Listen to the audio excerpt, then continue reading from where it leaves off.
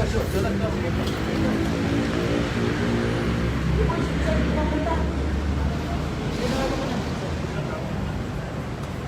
sasarado namin yung pinto para yung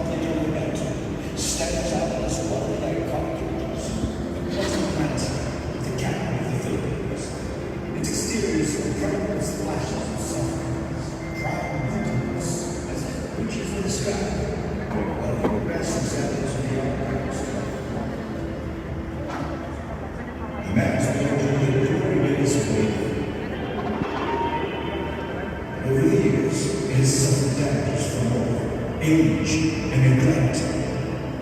Now, this architectural wonder is undergoing rehabilitation, conservation, to rise up again as a cultural icon of the country and a testament to Filipino artistry. Designed by Filipino architect Juan Arellano. The man was inaugurated in 1931 during the American colonial period and became a center for culture and the arts, as well as a gathering point for Manila's high society.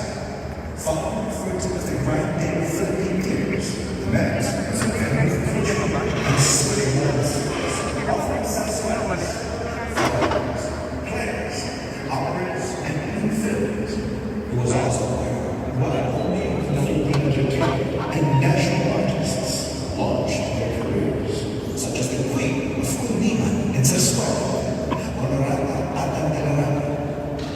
As the war reached the Philippines, the men became one of the casualties. Though it was the bodies during the liberation, it sustained heavy damage. While forgiven, the theater's slow, steady decline. Many efforts were made to keep the theater open, undergoing a variety of transformations and uses as the buildings leased and re-leased over the years. Ownership also changed, and as the district as the theater slowly settled into despair. Through their heavy restoration efforts in the past, these proved to be ineffective. As a definition of its significance, the Met was declared a national historical landmark by the National Historical Institute in 1973 and a national cultural treasure by the National Museum in 2010. A new chapter was turned when the Met was acquired by the National Commission for Culture and Arts in 2015. Not long after, the Met underwent its newest attempt for rehabilitation and conservation, done together with the partner cultural agencies, the National Historical Commission of the Philippines, and the National Museums of the Philippines. The first phase focuses on the rehabilitation and conservation of the main theater, keeping with the building's original features intact, and following Arellano's original plans as the foremost goals, while doing away with its failures. The original preceding arch was discovered. Senate.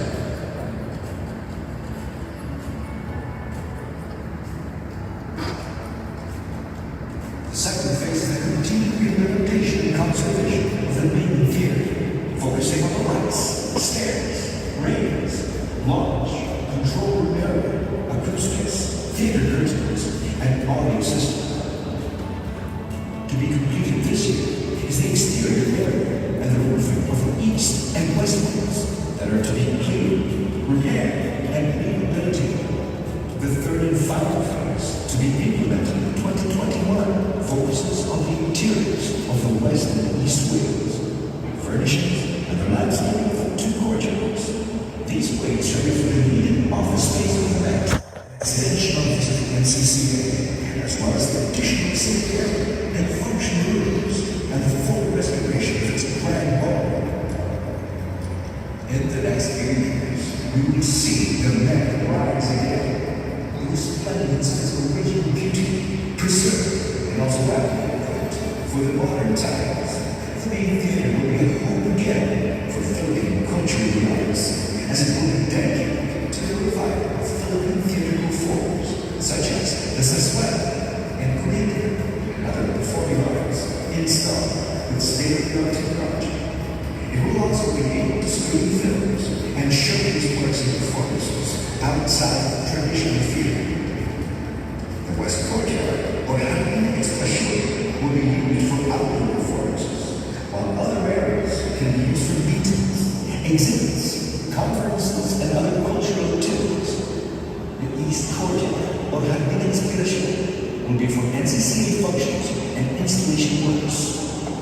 NCCA plans to create a separate division dedicated for the overall management and further development of the Met, including marketing, maintenance, operation, and continuing programming. For this, additional manpower and staff will be requested.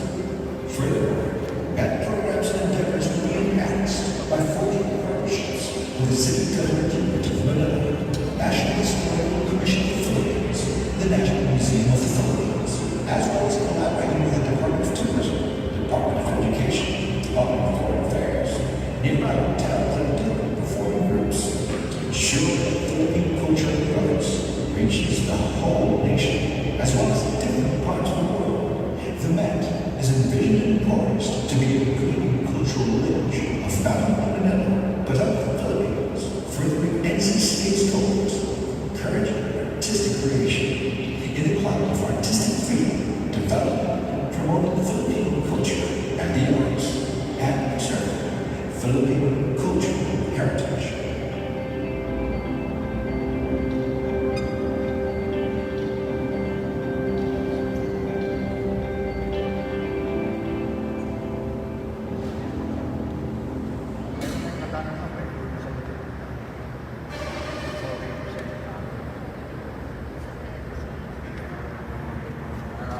Adriana, ¿cómo estás?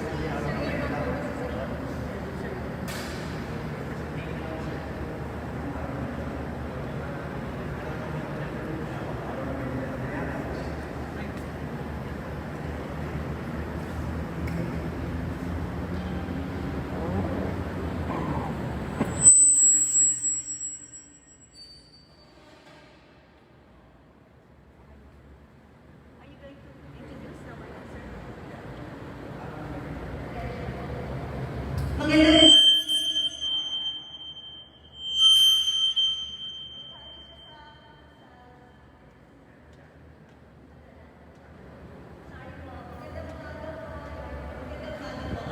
we would like to present some of the proposals that we have made for Alabang Manila for your consideration. So this is the framework for the concepts. So Manila is endlessly fascinating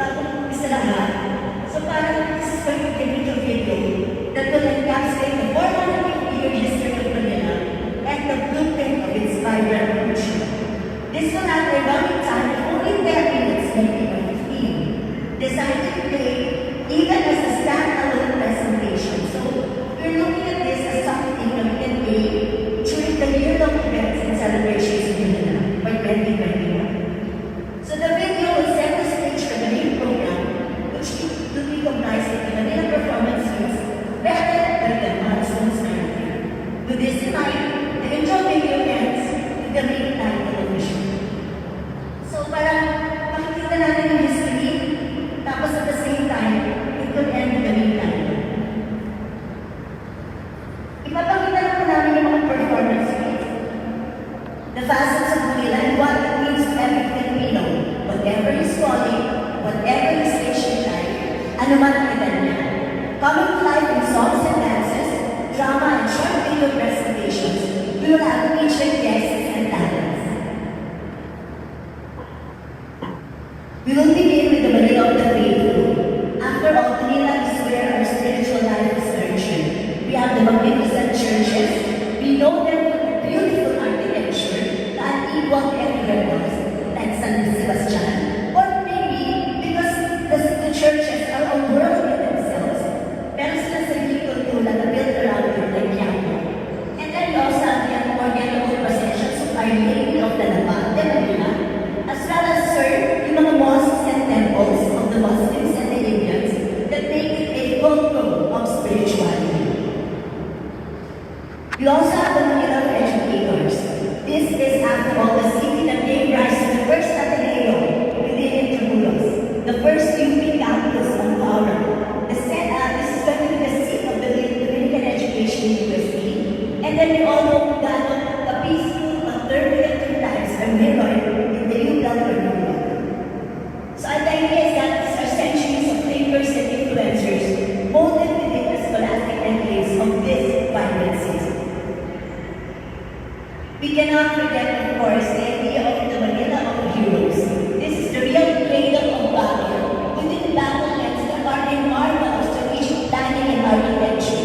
In the wake of horrific destruction that is second only to Warsaw in Poland during World War II, Manila's fighting spirit illustrates the deep-seated strength of the Filipino. It is more than resilient.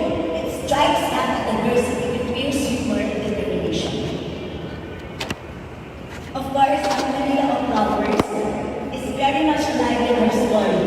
From the dramatic sunsets that we see in Manila, to music that only lovers hear, whether in old or modern Manila, the heart of romance beats most perfectly here. So idea namin for this is a juxtaposition of the Ilustrado couple, parang Lorna meron silang language of the man and the handkerchief. Ito yung secret love messages that we send out. And then i-juxtapose mo with the ligawan of the day. So meron yung text, meron yung tweet, meron yung Instagram, meron yung Facebook Messenger. So the idea is to mix music from the old times. Like for instance, you have maybe Silvia Torres, yung aming na pamaypay. Na ito yung mga secret messages na naman, pinagpay na mabilis, namumuhi ako sa'yo, pag-hilog yung pamaypay, pag-hawk ako sa akin. Tapos at the same time, papakita natin yung tweet naman na love kita, crush kita, ganito tayo magkita. So ano ba yung storya nun? Ligawan, tampuhan, pagbabalik, pagmamahal ng muli. Juxtapose, meaning romance is the same whatever day or time. And then we have the Manila of Commerce. This is an unveiling of Escolta, the hub of business and commerce in its glory days, and the Chinatown that continues its busy bustle to this very day. We would also like to call the audience's attention to the Manila of Artists. This is a one salute to the pillars that set up the pop culture of the Philippines today. So you are very popular in Manila Grand Opera House, Clover Theater, and of course the Grand Dam that's going to mark its reascension this year, none other than the Manila Metropolitan Theater. We also pay tribute to the national artists who were born, raised, and educated in Manila. Siyempre, alam mo na dito, si Nick Wakil or si Quijano de Manila na nagsulat ng napaka-pasiging love letters para sa Intramuros. So ito po partial list lang ng mga national artists na gusto natin bigyan ng pangalan sa ating ating meeting programa. The Manila or twilight years will have reminiscences of those seniors who remember the genteel days of Manila. So we can set this to music of Manileño artists like Atang Dalanama, pero reinterpreted by current pop stars. So you can hear between Maligid o kaya Michelle Pasig, pero sung by current singers. And of course, this will segue to the Manila of the year.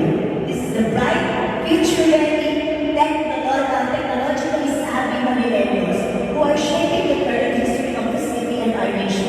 We will have their exciting thoughts framed by the pyramid, for instance, of the flip-top battles that are very popular, and the enduring passion in our dances and ballads. So it's modern poetry. We will end this with the Manila without time.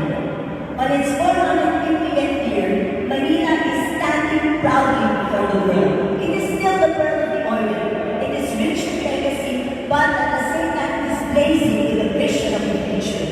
We can have a visual device. So paano lukat through the story of Manila?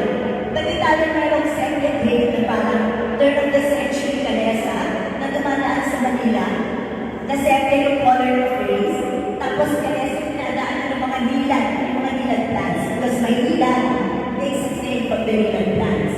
And then, pagdaan mo doon, magiging parang 80s, meron young pedicab driver who is cycling along the busy streets, and this is Lisa na Joaquin Damagos sa Puente. So around this time, gawin po yun, the busy streets of Manila in the 80s. The pedicab goes into the darkness of a tunnel, and then another time altogether, lalabas yung pedicab and it emerges blazing daylight, modern day, Alcalde of Manila, na celebrated Yormes of Manila. And that is how we will sana deliver your address, sir, to cap the live stream. The finale for this, punctuating the speech of the mayor, and even a higher inspiring note, is a performance of the unlearning awit ng Manila, rendered and interpreted by Manileños from all walks of life. This is a beautiful love song sung to the city by the street sweepers, the vendors, school children, motorists, restaurant servers, policemen, public officials, teachers, etc. And the song can be rearranged specifically for our anniversary celebration. This music video can actually be appended sa ending po natin ng intro videos gawin sa isa. Kung gagamitin po yung video sa mga events ninyo at saka functions during the year. So parang your intro video will be 10 minutes, then you have this music video ending for all your events. That is the end of our presentation. Thank you all for listening.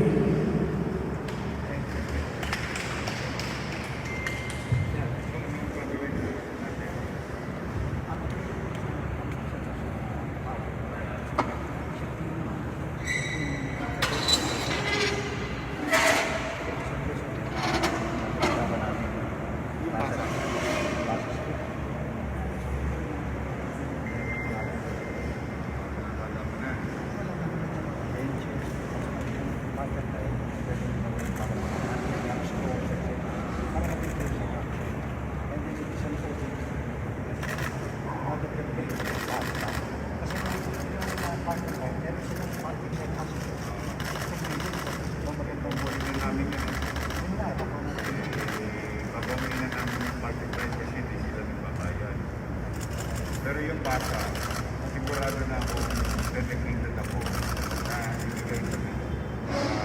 Ito, pwede na din. Kaya na malililig yung ito.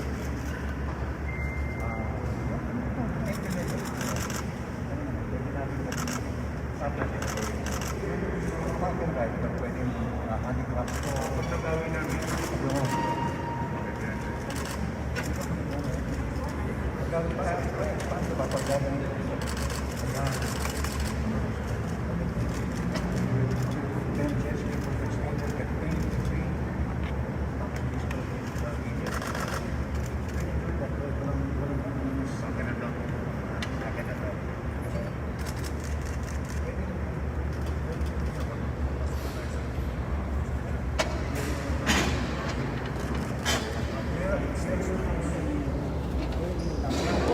Collaborate with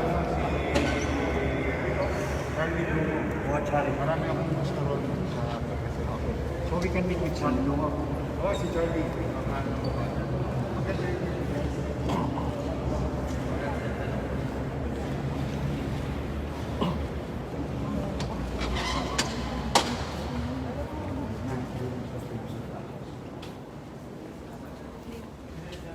Yung floor.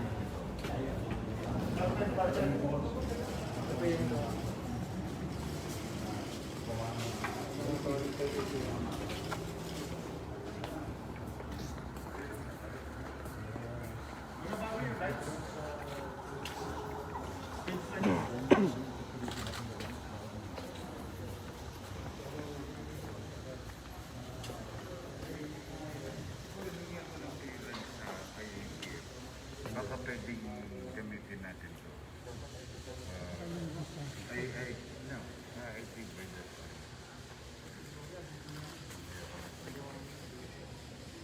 Baka by that time, kaya ako nag-launch ng pwede.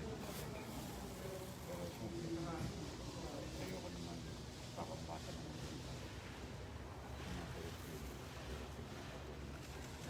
last night was like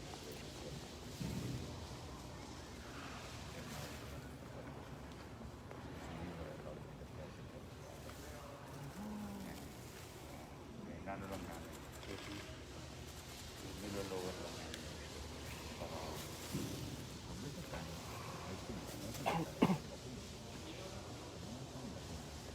luluwag yun. Oh.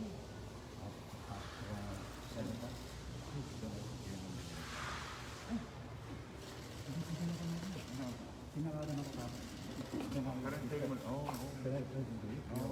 Kasi kiko. Pero huwag ka muna magbabak yun. Just walang iyo. Mukhang marami na ako. Oo.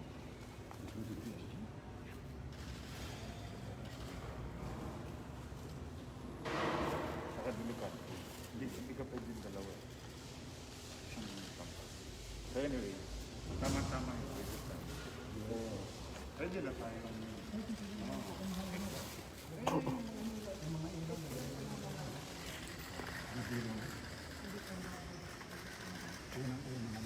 State of the art na yan, sir. Wala na kaming halogen, lahat yan LED na. Ah, talaga? Oo. Yan ang mga lights na huli ko yung ginawa. Ganda.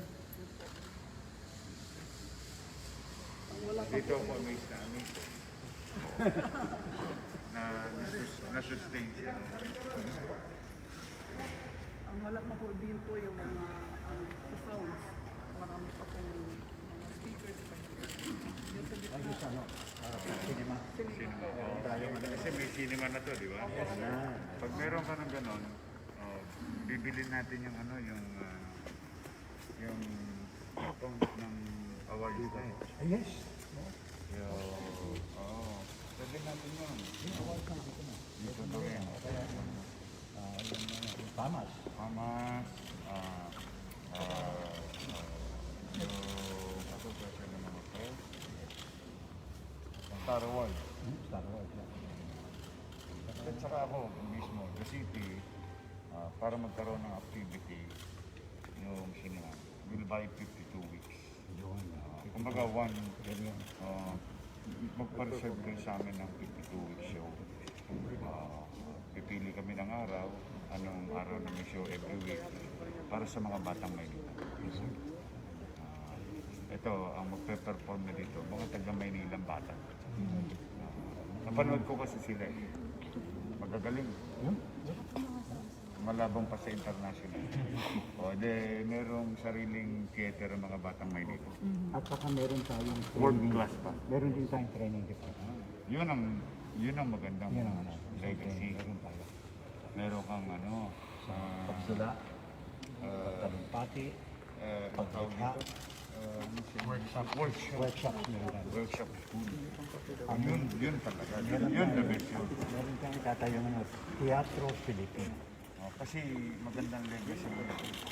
Isang area dito, isang space dito. Ano mo, workshops. Kasi you are producing your own talent. Hindi ka mauubusan ng ano. Kumbaga may feeder. Oo, hindi ka mauubusan ng talent. Saka maganda sa kanila, pag magaling sila, nakakita ka ng potential, pwede mo kagad pick up rin. O sige, sumama ka nga sa dulang ito. Bagay sa ito. Ikaw na nag-molde, ikaw na nagbibigay pa ng break. At saka, yung isang musical na pinapagawa ko, pinapatranslate ko, pinapagawa ko. Yung West Side Story. Versailles. In Filipino. Kasi napakaganda ng music noon eh. Bukod sa mga saswela. Because we have foreign at saka local. Ayun, lumabas oh. Yun. Buti muli nakita yun. Huh? Ito yung French guy na, yung gumawa pa nito French guy. Italiano. Italiano, Monte. Italian. Oo. Monty. Monte. Si Monte. Siya rin yung gumawa ng mga nasa UST ho. Restore na lang po namin yan. Kaya nga. Pero ano, yan yung original na Italian na nun. Yes, sir. Yun talaga. Bibida lang namin, sir, yung So, the past few months, simula ho nung huli yung dalaw, nag-focus kami dun sa mga theater system. So, Oh. lahat po ng fly system natin, bago 1 tonelada ang kaya niyang buhatin. So, Good. ang ilaw, ganun din ho. Ang Ang sound natin cinema, dito, Dolby. Dolby. Oh, Dolby. Atmos, pinakabago, sir. Tapos, ito ang ano,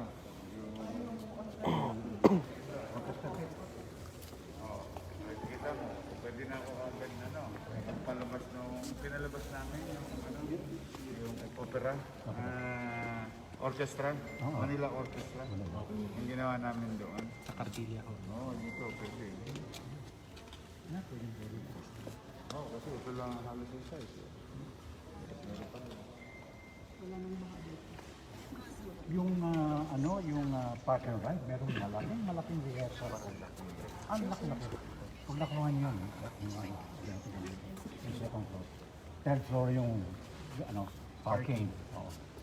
Tapos mga stores, mga handicraft, para maging tourist attraction. Mayor, Si Ana, yun na-meet natin sa Seoul, Korea. Performer. Viva Voce. Siya yun. ganda. Kilala na sila dito. Yan, nakilala ko. Pupunta ko nga yung grupo nila. Mga future performer din. To revive Sarsuelas in the theater. Yan. Sige. Gusto ko manood ng Sarsuela. Yan. Maganda yan. Sarsuela. Sige. Nung bata. Para ano, ma-reintroduce sa mga new generation. Yes. Para ano nga, misa kasi ginagamit namin yung salita sa kalye. Oo, sinasarsuela ka lang yan. Pero hindi nila alam yung ibig sabihin. Hindi alam.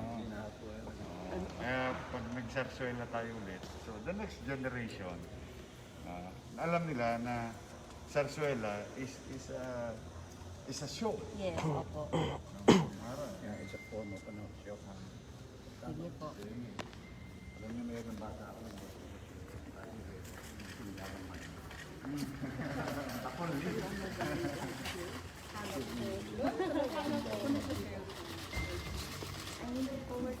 Kanupling.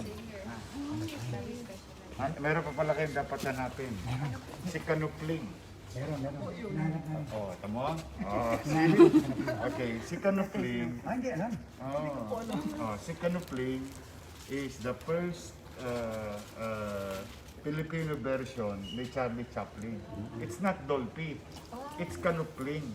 Kanupling is Batang Maynila. Taga Santa Cruz yan. Kaya lang, through some, uneventful o yung mga, sitwasyon, nawala siya sa limelight. But he is the first, Nag-show po siya rito. hindi. Ganito tanongin mo, ha? Hanapin mo si Jeff Dison, yung artist. Jeff Dison. Ano yan? Artist yan. UP, ano yan. Na, alam niyo yung story ni Kanupling. Meron akong memorable picture ni Kanupling sa Escolta. Yeah. Kasi nasa gitna siya, walang katao-tao dahil sa Holy Week. Pag Holy Week, walang tao sa Manila. Nandun siya sa gitna ng kalye, nakatayo siya pa doon. As Kanupling, Charlie Chaplin. Charlie Chaplin yun. Nobody on the street of Escolta. I'm looking for that picture. Kanupling. Pinapahanap ko. Kasi kung gusto niyo ng sarsuela, kung gusto niyo ng komedya, a picture of Kanupling or a picture frame of canopy. We should have. Oh, you Okay. should have. I will know. I will look Kasi at the that is the picture. symbol Salamat sa of akin. era ng komedya ng Pilipinas. Yes. Na soloista. Parang si Charlie Charlie Chaplin. Chaplin. Soloista eh. Na sinundan naman, na mas kilala natin ngayon, sumunod naman si Dolphy. Pero mismo yun nauna pa doon. Si Canupling. Taga Maynila yan. Wala po siyang sounds din. Oo, ano yun eh, parang... Solo siya. Oh, soloista. Parang siya si Charlie Chaplin na ginaya niya yun. Pinabog niya sa kanya kanapin. Hanapin niyo si Jeff Dison. Artist painter. yan. Jeff Dison. Painter yan. Sige. Thank you po. Thank you, sir. Meron kami dito pag ako gusto din mo.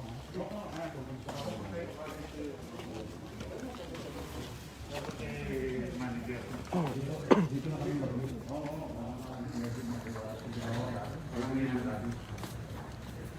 Oh, malinis mo kita ng pera ko, no? What is in your country? Connection naman yung surrounding.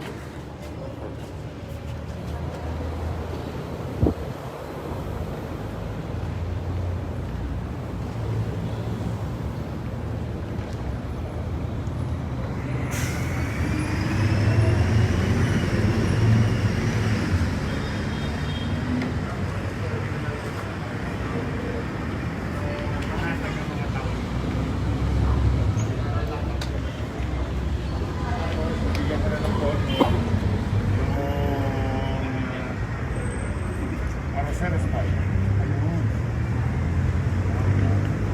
Kaya, green sa harap, discipline zone, another open green space. That's parking space. So, pagdating lang na kami dito, basta Request lang namin, sir, kung ulan ng malakas. Nagkamahamo sa amin kasi parado ko yung sa likod. days natin.